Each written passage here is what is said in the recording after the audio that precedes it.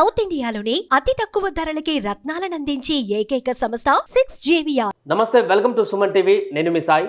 ఆంధ్రప్రదేశ్లో మరికొద్ది రోజుల్లోనే కొలువుదీరనున్నటువంటి కూటమి ప్రభుత్వంలో క్యాబినెట్ కూడా ఎవరెవరు క్యాబినెట్లో ఉండబోతున్నారనేటువంటి చర్చ కొనసాగుతున్న సందర్భంలో తాజాగా ముఖ్యమంత్రిగా చంద్రబాబు ప్రమాణ స్వీకారం చేసిన తర్వాత ముందుగా ఆయన సంతకం పెట్టేటువంటి ఫైల్స్ ఏంటి, ముందుగా ఆయన నెరవేర్చేటువంటి హామీలు ఏంటి, ఆయన ఏ ఫైల్స్ పైన మొదట సంతకం పెడతారనేటువంటి అంశం ఇప్పుడు చర్చనీయాంశంగా మారింది.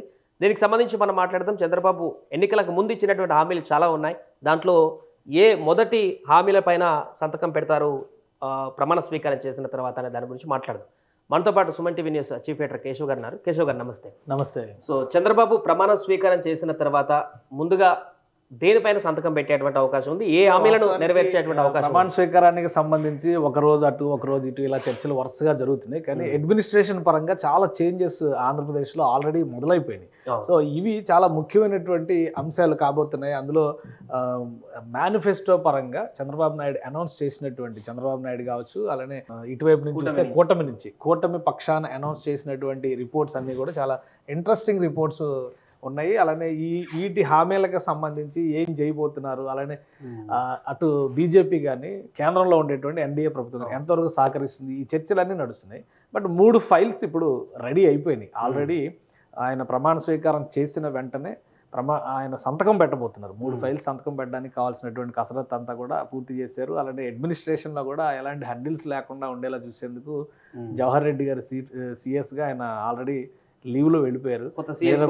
నీరబ్ కుమార్ ప్రసాద్ని సెలెక్ట్ చేసుకున్నారు, ఆల్రెడీ అపాయింట్మెంట్ ఇచ్చారు. నిన్నే ఆర్డర్ కూడా పాస్ అయింది. ఇమ్మీడియట్గా ఈరోజు ఆయన ఛార్జ్ తీసుకున్నారంటే దానికి రీజన్ ఏంటంటే చంద్రబాబు నాయుడు గారు కూటమి పక్షాన ఇచ్చినటువంటి ఈ హామీల్లో కీలకమైనటువంటి కొన్ని హామీలు ఉన్నాయి. ఎందుకంటే సూపర్ 6 ప్లస్ షణ్ముఖ వ్యూహం, ఈ 2 అంశాల కాంబినేషన్తో మేము పరిపాలన చేయబోతున్నాం అనేటువంటి ప్రకటన చాలా క్లియర్గా వాళ్ళు అప్పుడు చేశారు. ఇప్పుడు దానికి అనుగుణమైనటువంటి నిర్ణయాలు తీసుకునేటువంటి అవసరం ఉంది. కాబట్టి మొదటి సంతకం మెగా డిఎస్సి మీద చంద్రబాబు నాయుడు గారు పెట్టబోతున్నారు. మెగా డిఎస్సికి సంబంధించి చంద్రబాబు నాయుడు గారు గవర్నమెంటే డిఎస్సి వేసింది.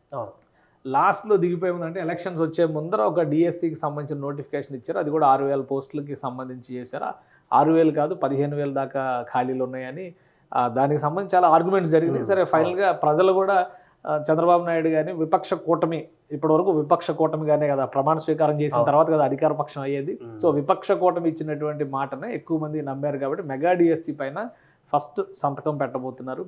ఆ సంతకం పెట్టిన తర్వాత జాబ్ క్యాలెండర్ పైన ఒక షెడ్యూల్ అనౌన్స్ చేసేటువంటి అవకాశం కూడా ఉంది. జాబ్ క్యాలెండర్ ఏంటంటే తరచుగా రిక్రూట్మెంట్స్ ఒక డేట్ ఫిక్స్ చేసి, ఒక నెలను ఫిక్స్ చేసి, ఆ నెలలో రాష్ట్రంలో జరగబోయేటువంటి అన్ని రకాల రిక్రూట్మెంట్కి సంబంధించినటువంటి జాబ్స్కి నోటిఫికేషన్స్ ఇచ్చేటువంటి అవకాశం ఉంది. ఇది చాలా ప్రైమరీగా వాళ్ళు తీసుకున్నటువంటి మొదటి నిర్ణయం. మెగా డిఎస్సి అనేటువంటి అంశం పైన చాలా సీరియస్గా కూటమి పని చేయబోతుంది.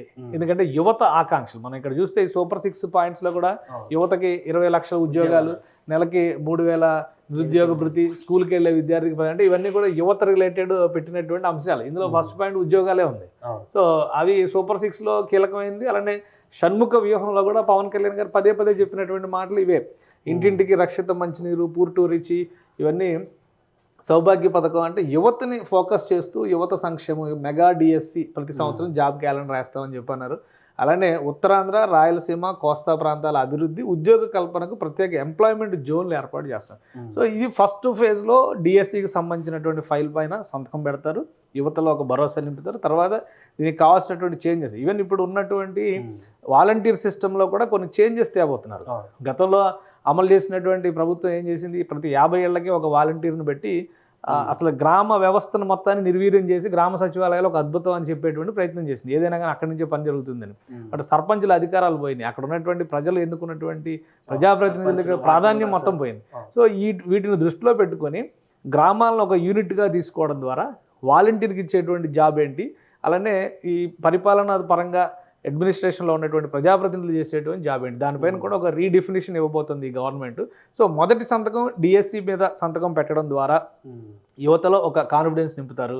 అలానే రెండో సంతకానికి సంబంధించినటువంటి ఫైల్ కూడా రెడీ అయింది. ఎందుకంటే మున్సిపల్ అడ్మినిస్ట్రేషన్కి సంబంధించి ఐఏఎస్ శ్రీలక్ష్మి చాలా కీలక పాత్ర పోషించారు గత గవర్నమెంట్లో. ల్యాండ్ టైటిలింగ్ యాక్ట్ పైన చాలా సీరియస్ డిస్కషన్ జరిగింది ఎన్నికల సమయంలో. అలానే ఇచ్చిన హామీలో కూడా ప్రధానమైనటువంటి హామీ రాష్ట్ర వ్యాప్తంగా అడ్వకేట్లు కూడా ఒక భారీ ఎత్తున నిరసనలు చేశారు, ఒక 7-8 నెలలు చేశారు.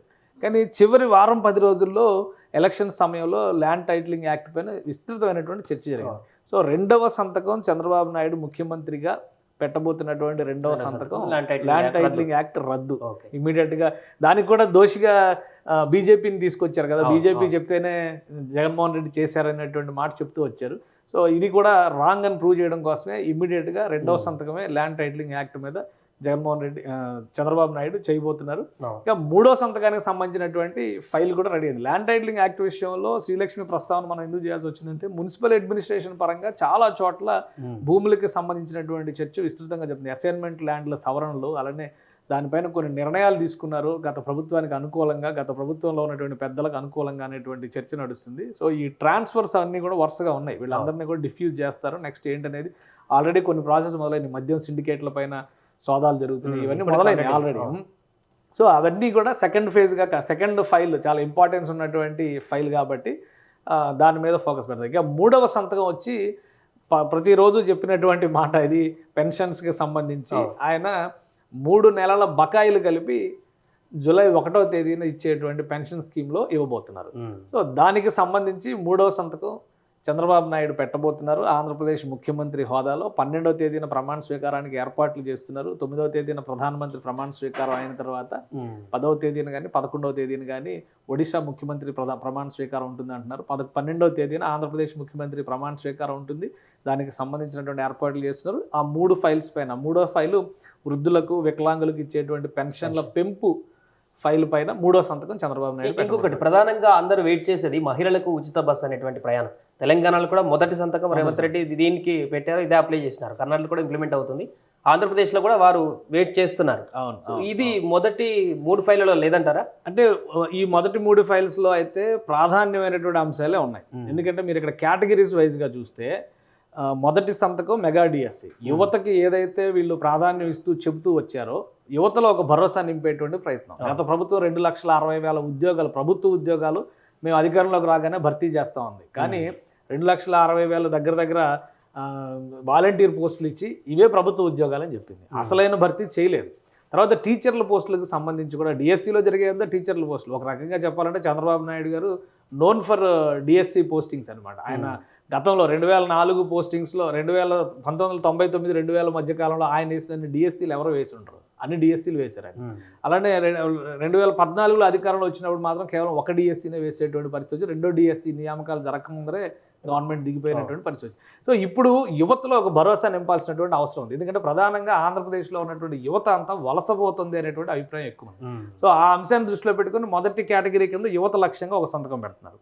వృద్ధులు వికలాంగులకు సంబంధించి రాష్ట్రంలో ఏదైతే బెస్ట్ వెల్ఫేర్ పాలసీ కింద మారుతూ వచ్చిందో పెన్షన్ స్కీమ్స్ అనేది, పెన్షన్ స్కీమ్స్లో కూడా చాలా మార్పులు రాబోతున్నాయి. ఇప్పుడు ఇంటింటికి వెళ్ళి వాలంటీర్లు సంతకాలు పెట్టి ఇచ్చేటువంటి వ్యవహారాలు ఏమి ఉండే అవకాశం లేదు. ఎందుకంటే డైరెక్ట్గా బ్యాంక్ అకౌంట్లోనే ట్రాన్స్ఫర్ అయ్యే విధంగా ఏర్పాట్లు చేస్తున్నారు.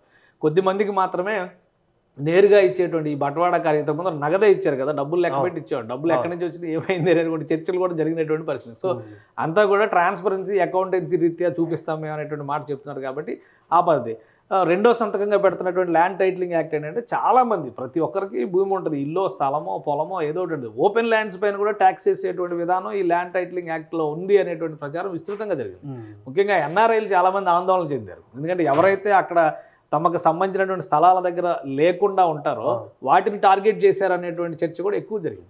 సో మొత్తం మీద ఎక్కువ మందికి లాభం జరిగేటువంటి ముందు ఆ చట్టం రద్దు చేస్తే ఒక ఉపశమనం లభిస్తుంది అనేటువంటి ఆలోచన కాబట్టి దాని మీద సంతకం పెడతారు. ఇంకా మహిళలకు ఉచిత బస్సు ప్రయాణం అనేది మహిళలకు సంబంధించి ఉచిత బస్సు ప్రయాణం కాదు, క్లియర్గా కొన్ని పాలసీస్ని ఇందులో మెన్షన్ చేసింది.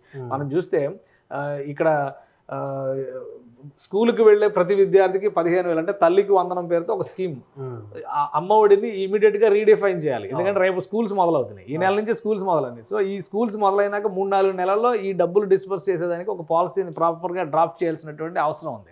సో అందులోనే మహిళలకి సంబంధించి 1500 సాయం చేస్తాం అనేటువంటి మాట చెప్పారు. రైతులకు కూడా ప్రతి ఏటా 20,000 అనేటువంటి ఒక రైతులది సాయం చేశారు. Separate aspect. బట్ మహిళలకి సంబంధించి ప్రధానంగా ఎఫెక్ట్ అయ్యేది అంటే వృద్ధాప్య పెన్షన్లో ఎక్కువ మంది లబ్ధి పొందేది కూడా మహిళలే ఎక్కువగా ఉన్నారు.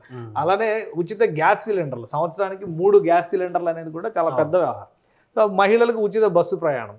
ఆంధ్రప్రదేశ్లో ఉన్నటువంటి మహిళల్లో వర్కింగ్ క్లాస్ పర్సంటేజ్ తక్కువ. బస్సు ప్రయాణం వల్ల తెలంగాణలో దాని ప్రభావం ఎక్కువ ఎందుకు కనబడిందంటే almost towns, cities, urban areas అన్నిటిలో కూడా ట్రావెలింగ్ పర్సంటేజ్ ఎక్కువ ఉంటుంది. సో అందుకని ఇమ్మీడియట్గా దాన్ని ఒక కీలకమైనటువంటి పాలసీగా అమల్లోకి తీసుకొచ్చారు. ఆంధ్రప్రదేశ్లో అసలు ఏపీఎస్ఆర్టీసీ గవర్నమెంట్ సెక్టర్లో నడుస్తున్నటువంటి పరిస్థితి ఉంది. సో దానిలో చాలా రిఫార్మ్స్ రావాల్సినటువంటి అవసరం ఉందని చంద్రబాబు నాయుడు గారు గతంలో కూడా చెప్పారు. అంతకు ముందర బ్రహ్మాండంగా నడిచేదాన్ని కూడా వీళ్ళు నాశనం చేశారు, కార్పొరేషన్ వ్యవస్థను మొత్తం దెబ్బతీశారు అనేటువంటి చర్చ ఉంది. సో అదంతా ఒకసారి స్టడీ చేసిన తర్వాత దాని మీద ఫోకస్ పెట్టడానికి అవకాశం ఉంది. కాబట్టి ఇప్పుడున్న పరిస్థితిలో మొదటి 3 సంతకాలు, తొలి సంతకం డిఎస్సి, రెండో సంతకం ల్యాండ్ టైటిలింగ్ యాక్ట్ రద్దు, మూడో సంతకానికి సంబంధించి పెన్షన్ స్కీమ్స్. సో ఇది రాష్ట్రంలో అడ్మినిస్ట్రేషన్ పరంగా ఒక భరోసా నింపేటువంటి చర్యగా కూటమి భావిస్తున్నట్టుగా మనం భావించవచ్చు. రైట్. మొత్తానికి ఇది రేపు ప్రమాణ స్వీకారం చేయబోతున్నటువంటి సందర్భంలో 2-3 రోజులలో చంద్రబాబు మొదట హామీ ఇచ్చేటువంటి విధంగా 3 ఫైళ్ల పైన సంతకాలు పెట్టబోతున్నారు. దాంట్లో ప్రధానంగా వినిపిస్తున్నటువంటిది మొదటిది ఇక్కడ చెప్తున్నటువంటి హామీల్లో ఉన్నటువంటి 3 ఫైళ్ల పైన ప్రధానంగా సంతకం పెడుతున్నట్టుగా కనపడుతుంది. ల్యాండ్ టైటిలింగ్ యాక్ట్ రద్దు చేయడం కానీ, పెన్షన్లు కానీ, సో దీనికి సంబంధించి డిఎస్సి ఇంప్లిమెంట్ చేయడం అనేది కూడా ప్రధానమైనటువంటి అంశంగా టేకప్ చేశారు. కాబట్టి సో చూద్దాం ఈ 3 ఫైళ్లతో పాటుగా ఇంకేమైనా మొదటి రోజు ప్రమాణ స్వీకారం రోజే ఇంకేమైనా హామీలు ఇస్తారా చంద్రబాబు అనేది చూడాల్సిన అవసరం ఉంది. సుమన్ టీవీలో మీ పర్సనల్ అండ్ బిజినెస్ ప్రమోషన్స్ కోసం కింది నెంబర్కి కాంటాక్ట్ చేయండి.